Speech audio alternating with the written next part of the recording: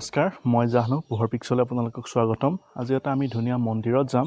মন্দিৰত মই নাযাওঁ, আমাৰ পোহৰ পিক্সৰ এজন সদস্য ভাস্কৰ যাব। আপোনালোকে চাওক, ভিডিঅ'টো ষ্টাৰ্ট কৰোঁ।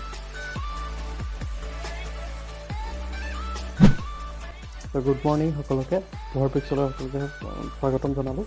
তো আমি আজি এতিয়া গৈ আছোঁ গোলাঘাটৰ দেওপানী দুৰ্গা মন্দিৰলৈ।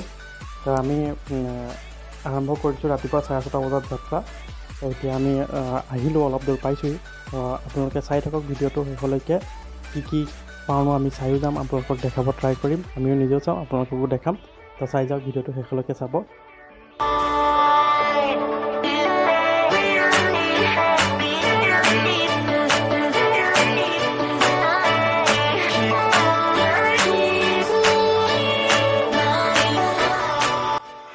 আহি আমি বুঢ়া পাহাৰৰ বুঢ়ীআই মন্দিৰৰ ওচৰত পালোহি এতিয়া। ইয়াতে অকণমান সেৱা লৈ পেলাই আকৌ যাত্ৰা আৰম্ভ কৰিম। চাই থাকক ভিডিঅ'টো।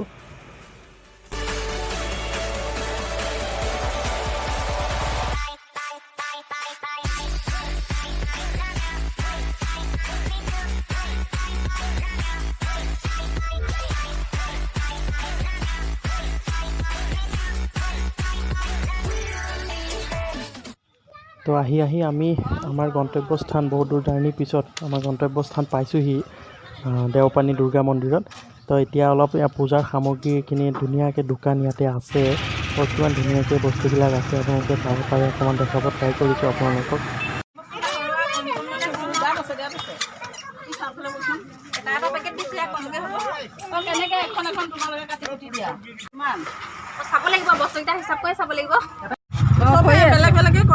কি গছ কৰাই লৈছে?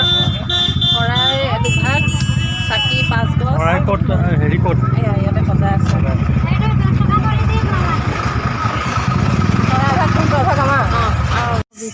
120 টকা। 120 টকাত কি ফিতা আছে? ফিতা আছে, ধূপ আছে, তামোল পাণ, তেল, বেলপাত, সেন্দুৰ, চাকি, নকুলদানা আৰু শলিতা। আচ্ছা, 120 টকা। এয়া হৈছে মন্দিৰৰ মেইন গেট।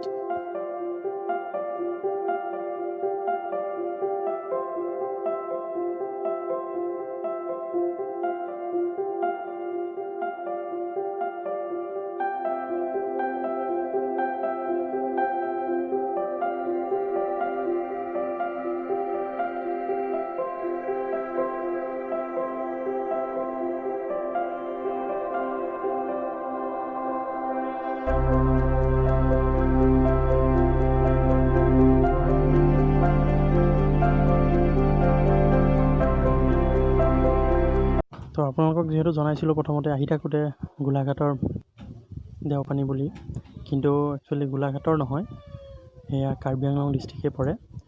বৰ জাগ্ৰত এৰিয়া, বৰ ধুনীয়া পৰিৱেশ, সঁচাই ধুনীয়া। খালি আহোঁতে ৰাস্তাটো অলপ বেয়া আছে। তো মোটামুটি ৰাস্তাটো ঠিকো কৰি আছে, কাম চলি আছে। তো ৰাস্তা মোটামুটি 1-2 বছৰৰ ভিতৰত ভাল হৈ যাব লাগে। তথাপি অকণ সেইটোৱে কষ্ট পালোঁ, বাকী ইয়াত আহি পেলাই গোটেই কষ্ট সাৰ্থক হ'ল।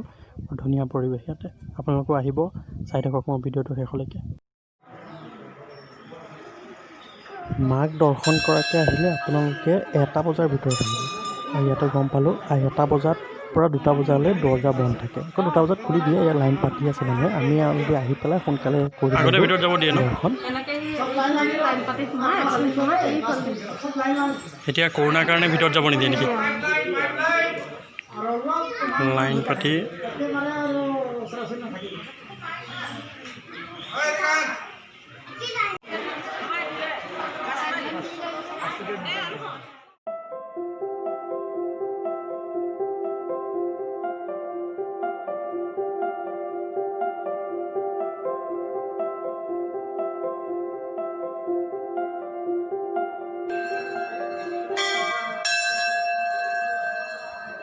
এই যে আপোনালোকে দেখিছে গছত ৰঙা ফিটাবোৰ, সেইবোৰ বৰ ধুনীয়াকৈ চববিলাক গছতে দেখিছে চাগে আপোনালোকে, বৰ ধুনীয়াকৈ বান্ধি আছে। মানুহগৰাকীয়ে বান্ধিছে এতিয়া।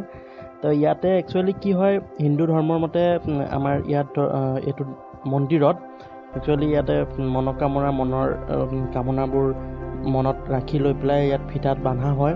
যাতে পূৰ্ণ হয় আৰু পূৰ্ণ হোৱাৰ মনোকামনাটো পূৰ্ণ হোৱাৰ পিছত আকৌ আহি পেলাই ইয়াত আহি মানুহে খোলেহিও। সেইকাৰণে এই মন্দিৰটো ফিটা বন্ধা মন্দিৰ নামেৰেও প্ৰসিদ্ধ।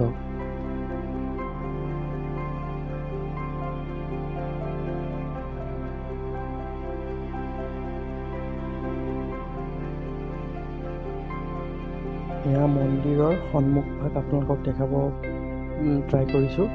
ইমান ধুনীয়া চাওকচোন। অলপ সময় আমি ইয়াতে অলপ জিৰণিও ল'লোঁ, মন্দিৰত সেৱা চেৱা কৰি অলপ বহিলোঁ। ইমান ধুনীয়া পৰিৱেশ, আহিব ইয়ালৈ, বৰ ধুনীয়া পৰিৱেশ।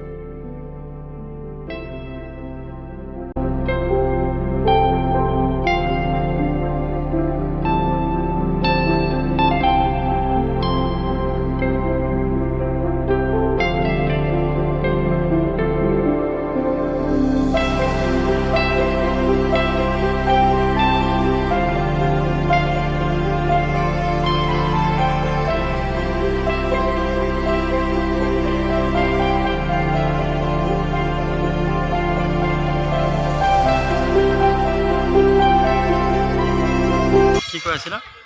এই মন্দিৰটোৰ নাম কি? তুমি নাজানা এই মন্দিৰৰ নাম?